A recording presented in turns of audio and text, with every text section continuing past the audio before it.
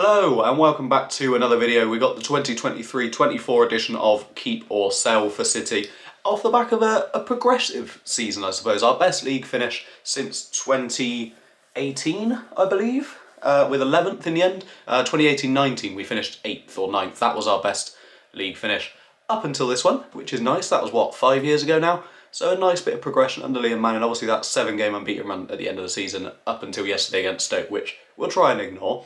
Or I suppose it's 2 days ago as you're recording. I'm not sure when I'm putting this out. It's either going out in an hour or tomorrow morning. I'm not quite decided yet. Depends how long it takes me to edit it. But last game of the season we lost 4-0 to Stoke. The less said about it, the better. But I did put a poll out on Twitter. If you don't already follow me, do go and do that. It's all linked down in the description. My Twitter, my Instagram, my TikTok. Have I got anything else? I don't think so off the top of my head, but anything that is linked down in the description below. And make sure you subscribe as well. We did just hit 2,100 subscribers. I put out a video this morning about Ipswich's promotion to the Premier League. Obviously that incredible story of the back-to-back promotions. So please do go and check that out as well. It's not done too well so far. So if you could boost the numbers on that, that would be much appreciated. But yeah, let's get into this. And we're also going to kick things off. We're going to go through kind of the positional order. We're going to kick it off with Max O'Leary. 94% said keep, 6% said sell, 100% agree. I think it's probably been his best season in the City shirt. Obviously he's only started like half the games last year, but this year started every game, I think. I don't think Badgett's even played in any of the cup ones, like the League Cup or anything, and has been fairly solid. He's got the odd fumble in him. Yesterday he wasn't great, admittedly, but overall, very, very solid. I'm more than happy to keep him as our number one, especially with the defence he's got in front of him. We had the 4th best defence in the league this season. It was the 2nd best, I think, until we conceded those 4 yesterday. So, you know, very, very strong defensively. Then we've got Stefan Badgett, or Stephen Badgett, I don't actually know how you're meant to pronounce it. I put a loan option on this one, and that was the majority with 38%. 35% said sell, 27% said keep him, knocking around as the backup. I don't really mind what happens with Badgett. I guess you either keep him or loan him. If you sell him, then we've got to go and buy a new keeper, which just feels like more faff than it's worth. So a loan probably does him some good, but I don't really mind what happens to him. Harvey Wells-Richards, who has been out on loan this season, I did put on here, but then realised he is running out of his contract run up at the end of the season, so he is likely getting released. If not, then everyone said to loan him, once again with 43%. And then we move in to the defence with Cal Naismith, who he just can't stay fit, can he? And it's a shame because he is decent when he plays in CDM. He doesn't work in a back four, we know that. He works. I'd be interested to see him in Manning's back 3-5 sort of situation that we've had the last 6-7 games. I think he'd do quite well in that, maybe on the left, but then you've got to work out where does Hayden Roberts go. Does he take Pring's place on the left wing or left wing back kind of role? I don't really know, but the 65% said sell in the end with Naismith. I'm a little bit torn on it. I don't really mind either way. I think if we can keep him fit during pre-season and he looks like he can stay fit for most of the season, then keep him. If he doesn't, then try and find someone to take him off our hands. Rob Dickey was the only one, I believe, in this that had 100% keep, and I couldn't agree more. Player of the season, signing of the season, one of the best signings we've made in a long, long time for me, alongside Jason Knight as well last summer. Very, very good footballer. Good with his head. Chucked him with, I think, 5 goals in the end of the season, or maybe 4. But either way, very, very solid footballer. 100% keep. And Zach Viner, very similar, 98% keep. Another solid season. Obviously picked up an injury towards the end of it, which was a shame. So he was out for the majority, if not all, in fact, of this unbeaten run, which is interesting, I suppose. But yeah, he's off. He'll stay around once he's back from injury. Hopefully he doesn't get another one, because he's never really spent too long out injured for us. Off the top of my head, he's always been fairly fit pretty consistently.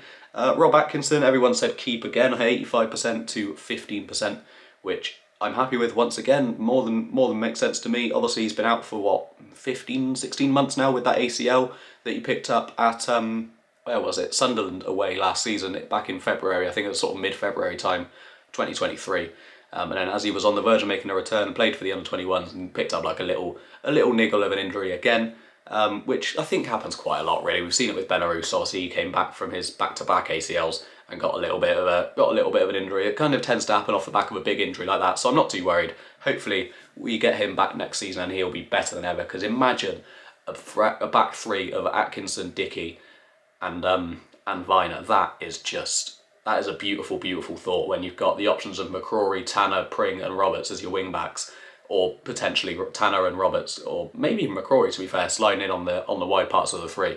It just sounds immense. And speaking of Ross McCrory, 98% said keep, 2% said sell.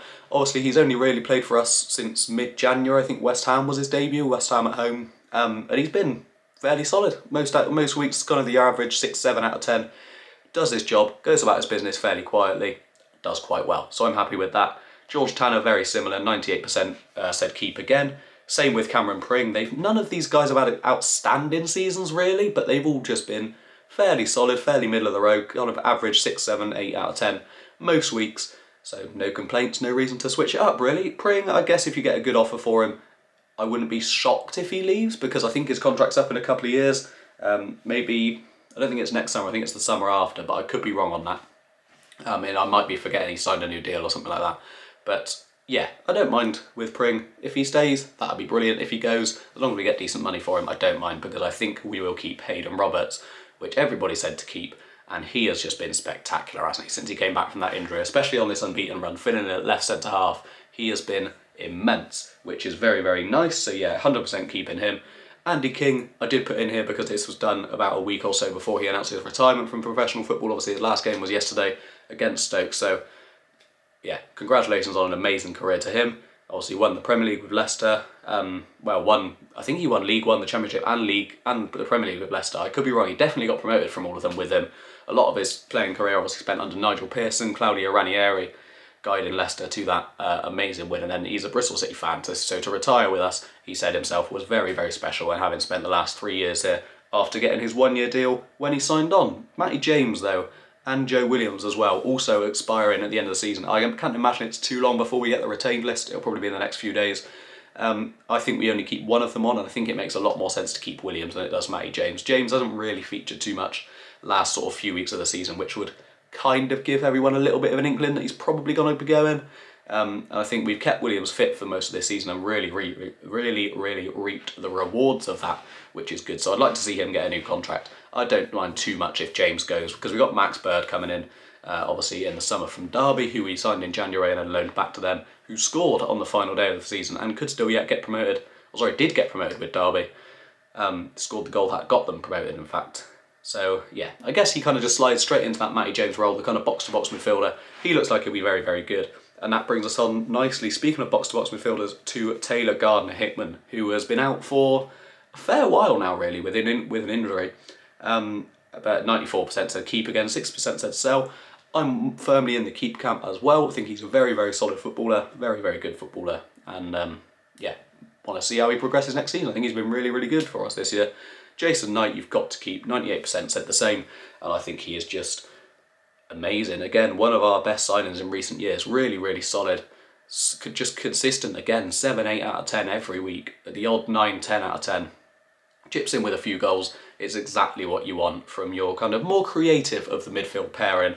And then we move on to a proper number 10, a proper creative midfielder in Scott Twine, who I've put in here because I wanted to put him and Mabude in the players we have on loan as to see what people were gauging in terms of leaving them back at their loan clubs or trying to buy them. And obviously 69% said we'll buy Scott Twine, 31% said leave him with Burnley, which I think is probably, the majority of that's got to be people thinking we won't try and sign him rather than we shouldn't, because he's just amazing. That yesterday was his first loss in 8 starts for us. I think it was 4 wins and 4 draws before yesterday.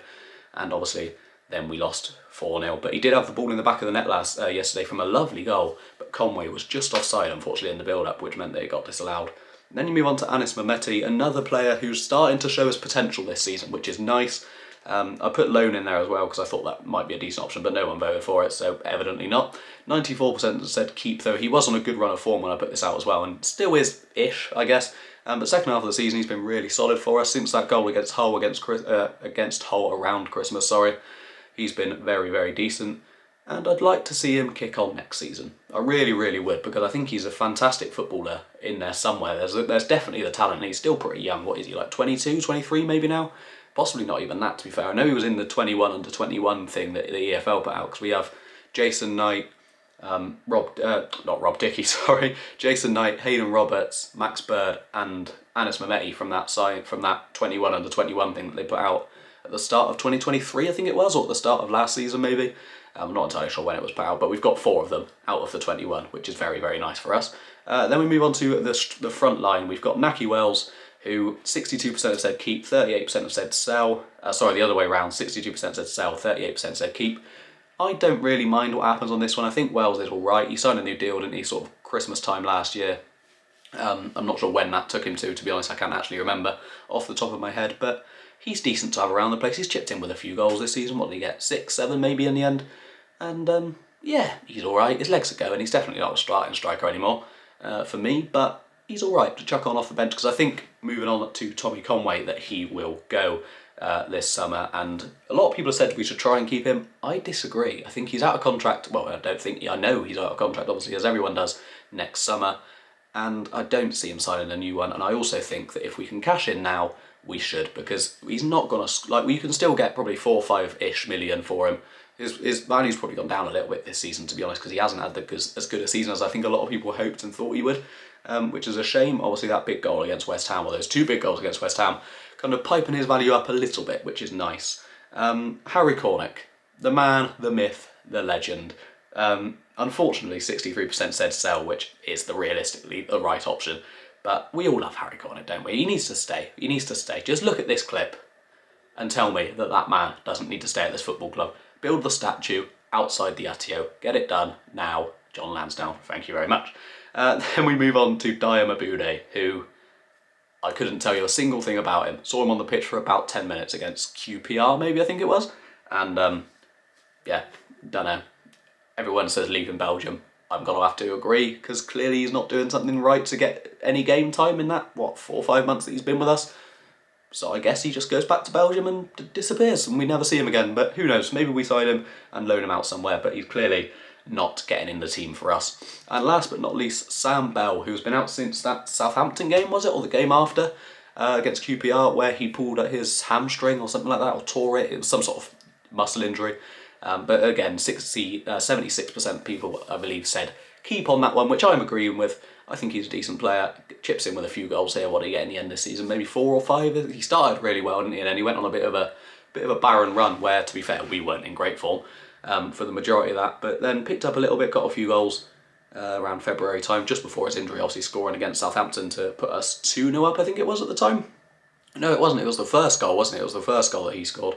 But yeah, really, really solid player. Really solid squad, I think, going into next year. If I can do, just off the top of my head, I think we need a new centre forward, because I think Wells and Conway could go, but definitely one of them will go. So we definitely need a proper goal scorer. We need a 15, 20 goal a season striker, which obviously every club's looking for. So they're never easy to find. And then I think we need a 10 if we can get Twine in. That would be lovely. My backup option would be Joel Randall at, where is he, Peterborough. Every time I've seen him this season, I went to Wembley to watch Posh a few weeks ago. I'll leave that video linked up there in the Street Motors final, and he was very, very good. And he was good again last night in the playoffs for Peterborough against Oxford. So he'd be a good option. I think there are obviously various players. Elias Chair, maybe, who knows, but I don't know what's going on with his whole prison sentence court case thing for throwing a rock at someone. So I don't know about that one.